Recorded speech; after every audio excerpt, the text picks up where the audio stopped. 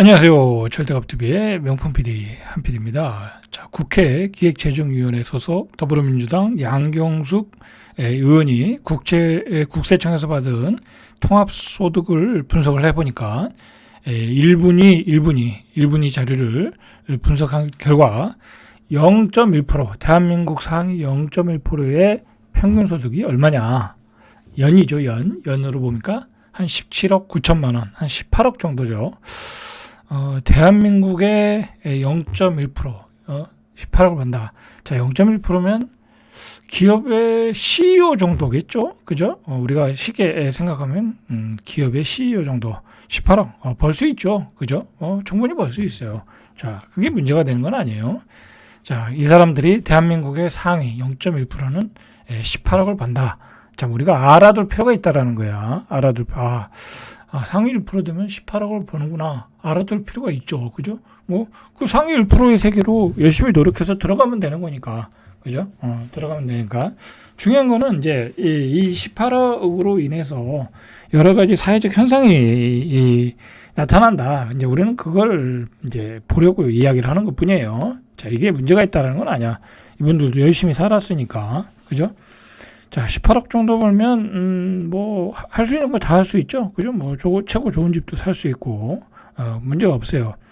자, 이 통합소득이라는 것은, 쉽게 말해서 월급, 사업에서 버는 돈, 그 다음에 월급, 그 다음에 금융소득, 임대소득, 근로소득 다 합친 소득이야. 자, 많이 벌어요. 그죠? 자, 상위 1%의 0.1%의 평균소득은 4년 전보다, 4년 전에 2018년에 14억 7천만 원이었어. 이거 22년 기준으로 본 거예요. 지금은 더 늘었겠죠. 그죠? 자, 2018년에는 14억 7천만 원 정도, 22% 증가했다라는 거야. 4년 전보다. 자, 전체 평균 소득은 4년 전에 3,500만 원. 이제 우리 일반 국민들의 평균 소득은 3,500만 원에서 한 4,040만 원, 13.8%가 늘었다. 당연히 이제 상위 0.1%가 더 늘었겠죠. 주식도 가지고 있을 거고, 채권도 가지고 있을 거고, 또는 부동산도 가지고 있을 거니까 소득이 더 늘어날 수밖에 없는 거죠. 자, 소득 양극화는 심화되고 있다. 이게 중요한 거야. 소득이 양극화되고 있다. 0.1%가 벌어들인 총소득이 전체 소득에서 차지하는 비중이 2018년도에 4.2%였는데, 2022년도에는 4.5% 조금 더 늘었죠. 그죠? 소득이 양극화된다. 이건 갈수록 그럴 거예요. 어쩔 수 없는 거야. 왜 그러냐면, 그 돈을 가진 사람이 더 돈을 굴리니까, 그죠? 금융소득도 많이 일어날 거 아니야. 그건 당연한 거야. 어떻게 보면 당연한 거야. 자, 이제 상위 0.1%를 봤죠? 우리가 상위 20%를 봤어요. 소득 상위 20%. 그러니까 대한민국에서 상류층이라고 얘기할 수는 없지만 중상층 정도는 되겠죠. 그죠? 상위 20, 그러니까 100% 중에 20%니까 중상층이다 라고 봐야죠.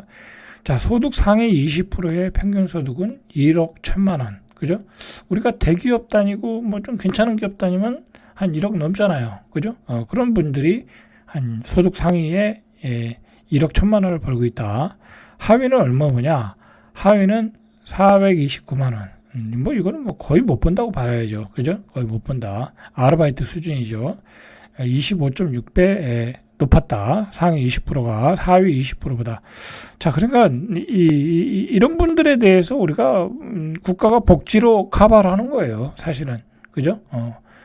고소득층의 그 세금을 걷어서 이렇게 하위 20%의 복지로 이렇게 재정을 쏟아붓는 거야. 어쩔 수 없어요. 이분들은 어떻게 일할 수 있는 여건이 안 되는 사람도 있을 거고, 그리고 노약자도 있을 거고, 그러니까 상위 20%와 하위 20%의 소득 격차는 2018년 23.9에서 25.3. 그러니까 이 중산층에서도 소득 격차가 더 늘어났다라는 거예요. 어쩔 수 없어요. 그죠? 금리가 올라갔죠? 저금리가 더 이렇게 격차를 더 벌려놨다. 그리고 물가가 폭등했잖아요. 그죠? 물가 폭등에 제일 약한 층이 하위 20%야. 그렇죠? 당장, 계란값이 올라가죠? 과일값이 올라가죠? 그죠? 못 사먹는 거야. 그죠? 못 사먹는 거야. 과일 요즘 얼마나 비싸요. 저도 딸기 오래 못 먹었어요. 자, 그렇다. 자, 이 상위 0.1%, 뭐 1%는 또 나와요. 1%가 제가 얼핏 봤을 때 한 연소득이 4억 얼마로 나왔어요. 한 4억 한 중반대.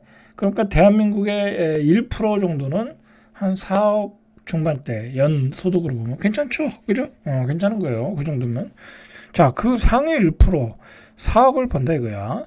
자, 우리가 그러면 그런 그 통계 자료를 가지고 우리가 얼마 전에 그 강남에서 잠원동에서 분양한 메이플자이의 이런 현상을 우리가 해석할 수 있는 거야. 그죠?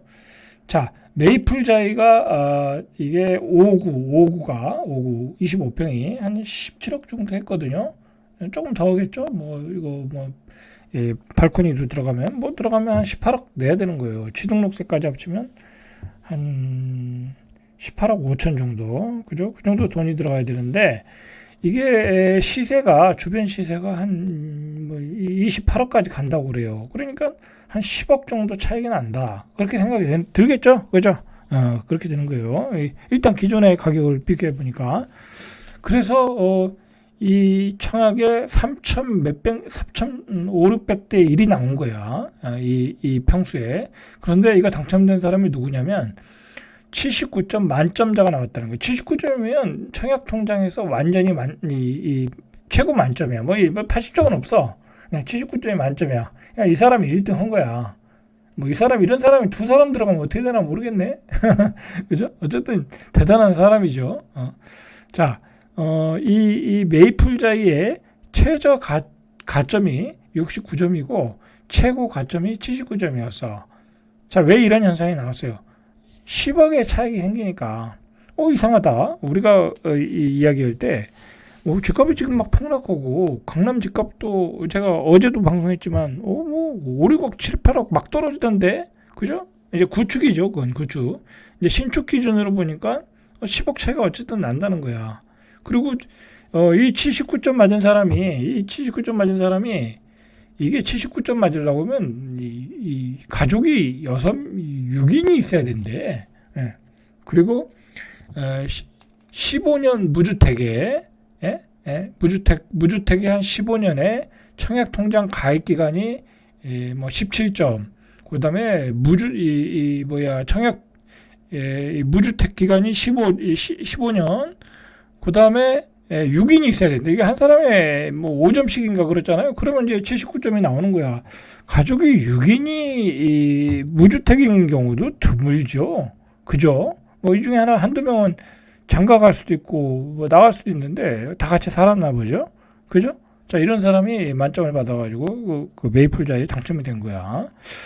자, 이것을 우리가 어떻게 해석을 해야 되냐면 쉽게 얘기해서 아까 봤듯이 상위 0.1%는 17억을 번대. 그죠? 그리고 상위 1%는 4억 중반을 번대. 그럼 뭐 0.1%만 우리는 얘기할 필요 없고, 그죠? 그런 사람은 어떤 집이든지 살 수 있는 능력이 있는 사람이야. 그죠? 50억짜리 집도 살 수 있어. 그죠? 1년에 17억 버는데 왜 50억짜리를 못 사겠냐고. 그죠? 그럼 상위 1%가 이 메이플자이를 살 수 있을까요? 4억을 번대. 그럼 뭐 3년만 벌면 뭐 용접 끼고 살 수 있네. 그죠? 살 수 있죠. 자, 그러니까 이런 아파트의 거래가 되는 거라는 거야. 자, 그러나 시장은 굉장히 양극화를 보여주고 있다라는 거죠. 그죠? 우리가 이렇게 구분을 해서 생각해야 돼.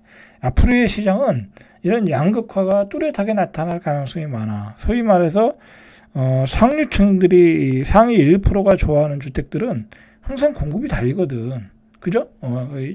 새 아파트, 강남에서 새 아파트 찾는다는 게 얼마나 힘들어.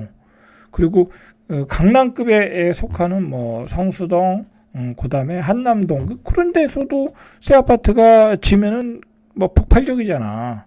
그죠? 우리가 이번에 그 성수동인가요? 성수동도 아니었지. 자양동에서 그 분양했던 거, 그것도 꽤 분양가가 비쌌던 것 같고, 그 다음에 그건 뭐 굉장히 위치도 안 좋았던데, 그 워커힐 바로 밑에 그 한강 포제스, 그건 평당이 1억이었잖아. 그죠? 1억 1,500이었잖아. 근데도 분양됐죠?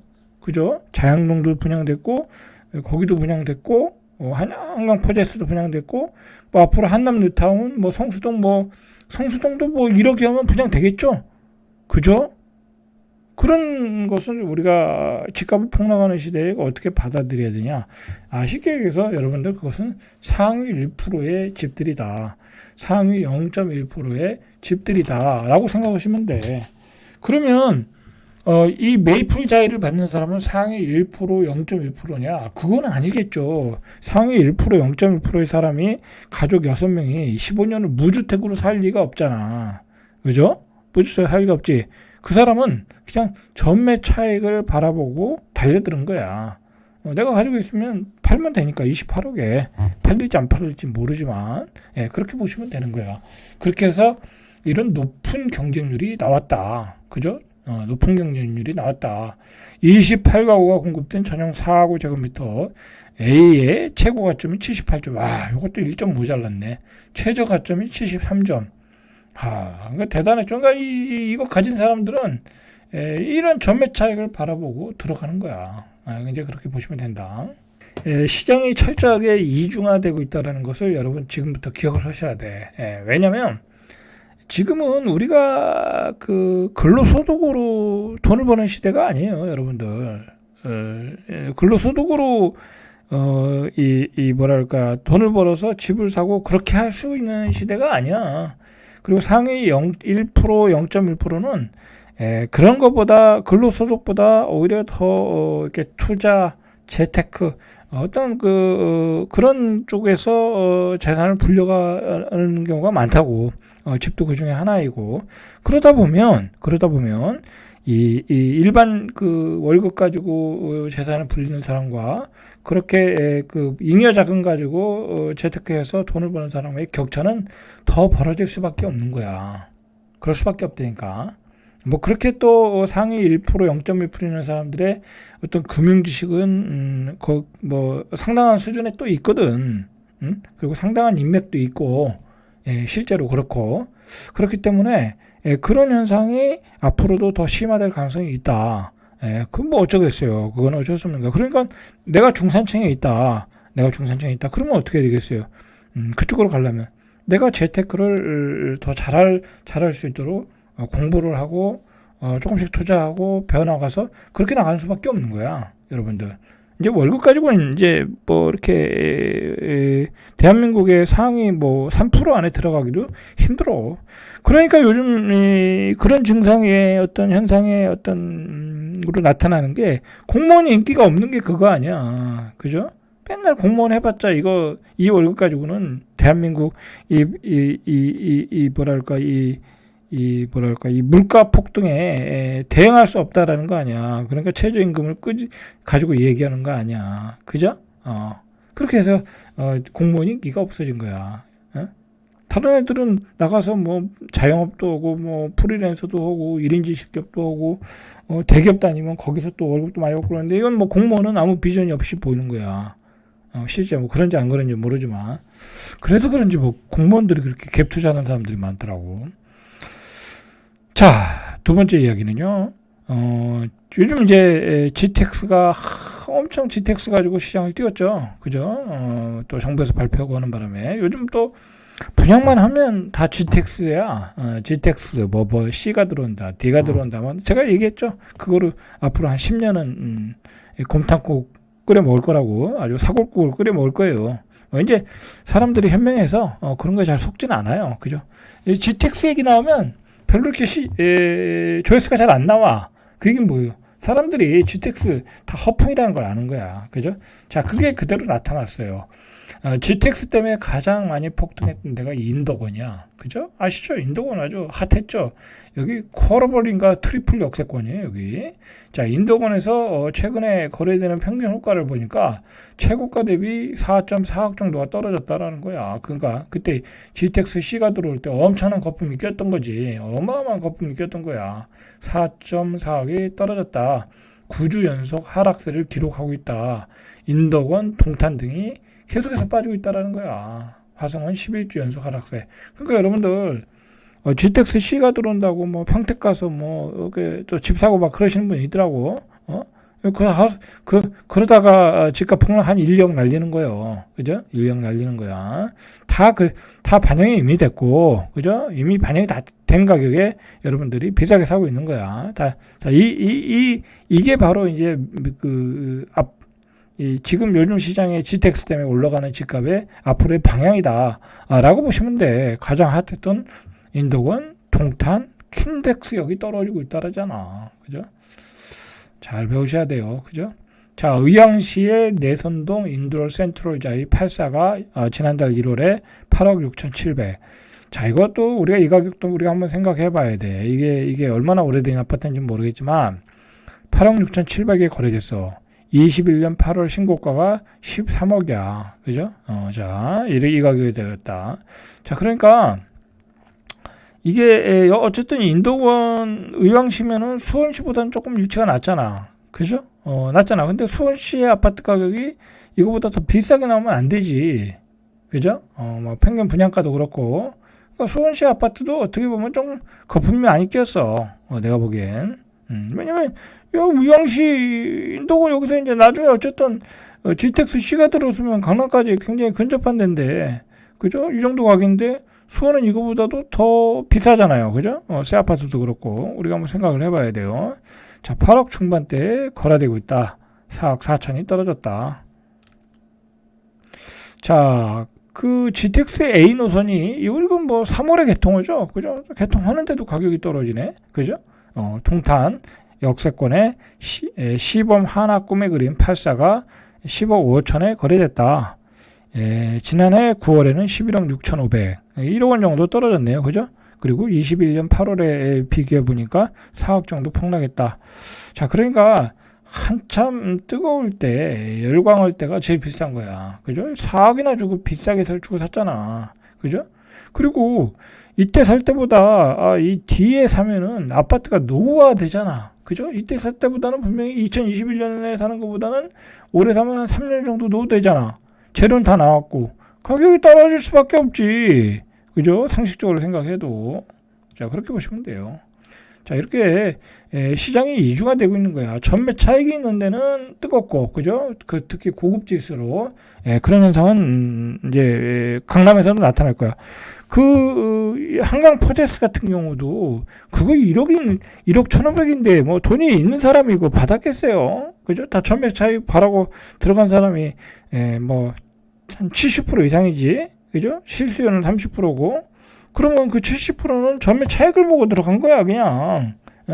근데 안 나면 어떡하냐고. 그죠? 안 나면 큰일 나는 거지, 그 사람들은.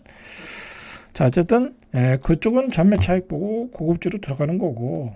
이렇게 과거에 열광했던 아파트는 폭락하고 있다. 자, 계속 보시죠. 일산시 서구의 힐스테이트 전용 84도 2020년도에 최고점 때 10억 4천이었는데 지난달 6억 원에 거래됐다. 4억 4천이나 떨어졌네요. 그죠? 많이 떨어졌다. 정말. 그죠? 이거 뭐 완전히 이때 산 사람은 완전히 뭐 원금 다 날렸네. 그죠? 이렇게 시장이 이중화되고 있다. 자, 인도권에 소재한 부동산 공인중개사도 이런 얘기를 했어요. 21년 집값 상승기에 GTX 호재가 겹치면서 이 GTX 호재가 나오면 막 끝도 없이 올라갈 것 같아. 사람들이. 그땐 그래서 그렇게 고점을 잡는 거라니까. 고점은 한 사람만 잡는 거야. 거래가 많이 되는 것도 아니야. 특정한 한 사람이 잡는 거야. 6억 7억이었던 아파트가 2년 사이 2배 가까운 올랐다면서 광풍이 지나가고 나니 요즘은 너무 조용하다. 제자리를 찾아가고 있다. 그죠? 이런 표현이 적절한 표현이죠. 자, 또 반대로 이 지방시장은 더 분위기가 살벌해요. 자, 대구에서 얼마 전에 후분양으로 분양을 했어요. 한 군데. 오랜만에 했죠. 14개월 만에 신규 아파트를 분양했는데 경쟁률이 0.08대 1이야. 0.08대 1 소수점이 나왔어요. 소수점이. 239가구 모집에 19가구가 신청했다. 19가구도 관계자가 신청했겠죠. 분양가가 터무니없이 나왔는데 이걸 누가 받겠어요. 여기보다 싼 데가 있는데. 그죠? 어쨌든 소수점이 나왔다. 이렇게 지방시장은 아주 뭐랄까요. 부도의 쓰나미다라고 보시면 돼요. 대구의 미분양 아파트가 12월 말 기준으로 1245가구. 아유, 큰일 났네요. 그죠? 대구는 큰일 났어. 전국 물량의 16.3%, 전국의 미분양도 6만 한 2,400, 한 미분양이 한 8만 가구 정도 넘으면 정부의 대책이 나올 거예요. 그죠? 대책이 나올 거야. 뭐 예를 들어 양도세 면제해 준다, 아니면 취득세 중과세 면제해 준다. 뭐 그런 조치 안 나오면 이거 해결 안 돼. 지방은 분양가도 비싸지, 그다음에 갭 투자도 안 되지. 뭐 지방 아파트 누가 살 사람이 없어. 이거 작년에 대구 반등한다 하고 막 들어갔던 친구들이 있죠. 투자하는 애들이 이렇게 꼬들겨서 들어간 애들이 있는데 작살 났죠. 그죠? 작살 난 거예요, 이거. 자, 특히 이 악성으로 불리는 중공업 미분양이 12월 기준, 이게 대구 같아요. 1044가구, 1년 전이 281가구다. 2.7배. 이 중공업 미분양은 이렇게 되면 이거 건설사 부도라니까. 자, 이런 상황에서 미국에서 오는 신호가 지금 금리를 내려야 되는데 물가가 계속 올라가고 있다는 신호가 나와서 금리를 내릴 상황이 아니라 금리를 더 올려야 될 상황으로 가고 있다라는 거야. 자, CPI 지수도 예상보다 높게 나왔지. PPI 생산자 물가 지수도 또 월가 예상을 넘었지. 그래서 금리를 더 올려야 되겠다라는 거야. 이 미국의 PPI가 지난해 10월에 마이너스 0.4, 11월에 마이너스 0.1, 12월에 마이너스 0.2, 3개월 연속 하락하다가 갑자기 1월에 상승세로 전환했다. 이게 선행지수거든. CPI보다 PPI가. 자, 생산자 물가지수는 올라가고 있다. 그러니까 올해 금리 인하는 뭐 거의 없다. 우리는 거의 없다. 그렇게 보시면 되겠죠. 자, 오늘은 여기까지. 이상 절대값TV의 명품 PD 한PD였습니다.